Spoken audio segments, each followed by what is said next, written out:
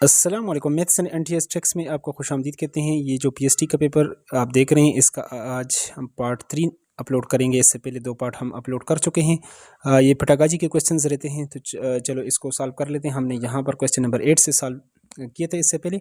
तो Benjamin Bloom develop a framework that categorised educational goals and two distinct areas. The classification is based on different teaching techniques है, hierarchical levels of learning objectives है, various student interest है। तो option B इसमें हमारे पास क्या है, इसमें correct है। नेक्स्ट वन यहाँ पर आप देख सकते हैं, जो अगला क्वेश्चन है, क्वेश्चन नंबर 2 है, in which model is teaching process divided into 4 components, each corresponding to a major sequence of events in the instructional process। तो यहाँ पर क्वेश्चन नंबर 2 में हमारे पास जो करेक्ट आंसर है वो है ऑप्शन सी। नेक्स्ट वन जो तीसरा क्वेश्चन है, which type of testing is ongoing throughout the learning process allows teachers to assess both the effectiveness of their teaching methods and student abilities। तो यहाँ पर यानी जायज़े की ये अक़साम है क्वेश्चन नंबर 3 में। तो इसमें हमारे पास कौन सा आएगा, फॉर्मेटिव, ऑप्शन बी। नेक्स्ट है क्वेश्चन नंबर 4 है, which form of reflective reasoning involves analyzing and evaluating information and arguments using various intellectual skills to form clear, logical and coherent judgment।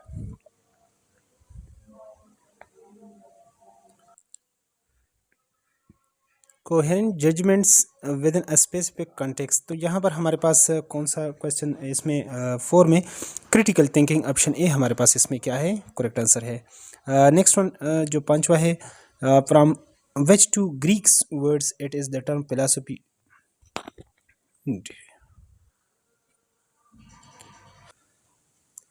तो फिलॉसफी डिराइवेड किस लफ्ज़ से ये अहज़ किया गया है, तो लव एंड विजडम। यहाँ पर ऑप्शन सी इसमें हमारे पास क्या है, करेक्ट आंसर बनता है। नेक्स्ट वन यहाँ पर जो छठा एमसीक्यूज है, the philosophical concept that asserts things can be understood as they truly are as known as which of the following.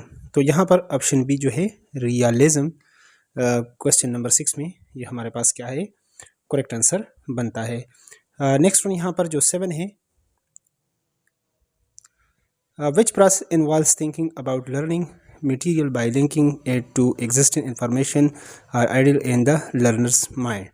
यहाँ पर क्या है, इसमें हमारे पास ऑप्शन डी एलेबोरेशन जो है ये करेक्ट आंसर है। मैथमेटिक्स का पोर्शन आपने देखा था कि इसको हमने डिटेल के साथ सॉल्व किया था। तो चलो अगले पेज की तरफ चलते हैं। तो यहाँ पर आप देख सकते हैं कि क्वेश्चन नंबर हमने इसको अपलोड किया था और तकरीबन 20 तक यहाँ पर।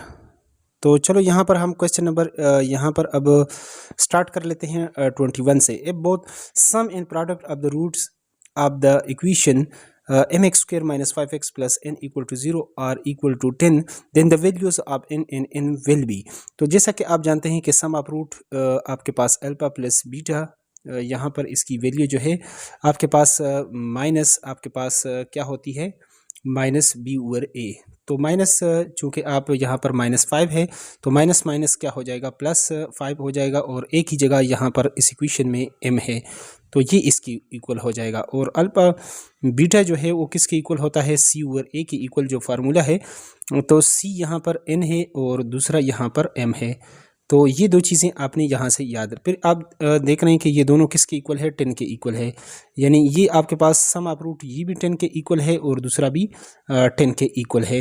तो यहाँ से अगर पहले से अगर आप m की वैल्यू निकालते हैं तो m की वैल्यू यहाँ से आप इस तरीके से, यानी m वहाँ पर 10 की जगह चला जाएगा और 10 यहाँ पर आ जाएगा। तो ये 1/2 m की वैल्यू 1/2 हो जाएगी। तो 1/2 इसकी वैल्यू दूसरी इक्वेशन में अगर आप पुट करें यहाँ पर तो 10 यहाँ पर आ जाएगा। ये m को वहाँ पे अगर आप ले जाएं तो ये 10 हमारे पास यहाँ पे आ जाएगा। तो इसकी वैल्यू हम इस तरीके से यहाँ पर निकाल सकते हैं। अगर m की वैल्यू आपको मिल जाए 1/2 तो दूसरी की वैल्यू को आप निकाल सकते हैं यहाँ पर। तो ये हमारे पास इसका सोल्यूशन हो जाएगा। तो जैसा कि आप जानते हैं कि पहला हमारे पास क्या आया था कि 5/m = 10 है, और दूसरे में आपके पास क्या आया है, n/m जो है ये आपके पास 10 के इक्वल है। यहाँ से m की वैल्यू अगर आप निकालना चाहते हैं 10 इसकी जगह आएगा तो m = हमारे पास 1/2 हो जाएगा। अब n की वैल्यू यहाँ पर निकालते हैं, तो चूँकि यहाँ पर m की वैल्यू 1/2 है तो m को वहाँ पर n = 10m हो जाएगा। तो इसकी वैल्यू चूँकि 1/2 है तो 2 5 are 10, तो n की वैल्यू आपके पास आ जाएगी 2 5 are यहाँ पर, जिस तरह हमने इसको निकाल लिया। तो यहाँ से आपने देख लिया कि 2 5 are 10 आ गया। तो ये दो वैल्यूज़ आपके पास m = 1/2 और दूसरा है 5। तो ऑप्शन ए में ये आपके पास बिल्कुल मौजूद है। तो यही हमारे पास क्या है, इसका करेक्ट आंसर है। बाद में इंशाल्लाह ये मैथमेटिक्स के पोर्शन को हम बहुत डिटेल के साथ सॉल्व करेंगे, इस तरह आपको ज़्यादा समझ नहीं आएगी। If y varies jointly as x and y, यानी यहाँ पर अगर आपको कहते हैं y = ये डायरेक्टली प्रोपोर्शनल हो k इनटू यहाँ पर हम xz लिख दें, या इसको इसकी जगह हम = k xz इस तरह लिख लेते हैं। नेक्स्ट यहाँ पर वैल्यूज़ को अगर आप दोनों वैल्यूज़ को यहाँ पर पुट कर लेते हैं x और z की, इन तीनों को, तो y की वैल्यू यहाँ पर 33 है और k × x की वैल्यू आपके पास क्या है, x की वैल्यू 9 है और दूसरी की वैल्यू आपके पास 12 है। तो यहाँ पर दूसरी तरफ जाकर ये डिवाइड हो जाएगा, 9/10 इसके साथ आप करेंगे तो 9, तो यहाँ पर आप दे सकते हैं 11 are और ये आपके पास 3 हो जाएगा। और यहाँ पर 3 12 are 36, तो 11/36 इसकी वैल्यू जो आपके पास आएगी k की वैल्यू वो 11/36। अब जब ये वैल्यू आपके पास आ जाए, तो जब यहाँ पर इसकी वैल्यू आपके पास आ जाए तो y = यहाँ पर 11/36 x और z है। अब इन दोनों की वैल्यू हम यहाँ पर इसको करेंगे, मल्टीप्लाई करेंगे।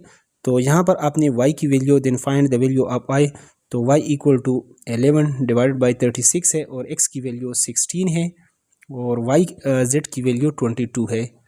यहाँ पर अगर आप इसको 2 के साथ करना चाहते हैं तो 2 18 are और 2 ये यहाँ पर आपके पास 8 are हो जाएगा। नेक्स्ट 2 के साथ आप फिर कर सकते हैं 2 4 are और 2 9 are यहाँ पर। तो ऊपर ये अगर ऊपर वालों को मल्टीप्लाई कर लें और नीचे, तो यहाँ पर इससे सॉल्यूशन आपके पास आ जाएगा ऑप्शन ए में। इस कैलकुलेशन को आप कर लें तो ये आपके पास 968/9 इससे आपके पास सॉल्यूशन आएगा।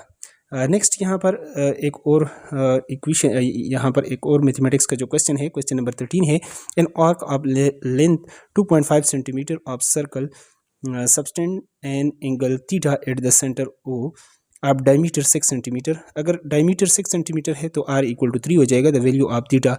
यहाँ पर जो आपके पास इक्वेशन जो गिवन है, जैसा कि आप जानते हैं यहाँ पर वो क्या है, तो चलो हम उसको लिख लेते हैं यहाँ पर।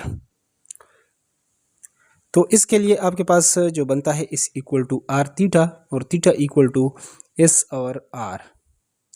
तो यहाँ पर s की वैल्यू चूँकि 2.5 है और दूसरी की वैल्यू यहाँ पर जो r की वैल्यू है वो यानी डायमीटर की वैल्यू 6 है। तो डायमीटर क्या होता है, अगर half of the diameter is called radius, तो ये = 3 आ जाएगा। पॉइंट को ख़त्म करने के लिए आप 10 कर सकते हैं। तो यहाँ पर अगर इसको 5 5 are और 5 2 are, तो ये आपके पास आ जाएगा 5/6 = अगर इसको आप डिवाइड करें तो 5 को आपने अंदर रखना है तो पॉइंट लगाएं, तो ये आपके पास 8 are 48 और इस तरह ये 2 रह जाएगा। फिर ये 2 are और नेक्स्ट 4 are आएगा, तो 0.83 यहाँ से आपके पास जो फाइनल सोल्यूशन आएगा। और यहाँ पर आप देख सकते हैं रेडियन, यानी 0. इसको जब राउंड आउट आप करेंगे तो 0.33 रेडियन आपके पास इसका आ जाएगा सोल्यूशन। ऑप्शन डी जो है यहाँ पर हमारे पास क्या है, बिल्कुल करेक्ट आंसर इसका बनता है। तो नेक्स्ट अगले क्वेश्चंस के लिए ये जो आगे क्वेश्चंस हैं उसको भी बहुत जल्द हम सॉल्व करेंगे। अगर चैनल पर नए हैं तो चैनल को लाजमी सब्सक्राइब करें। Thanks for watching.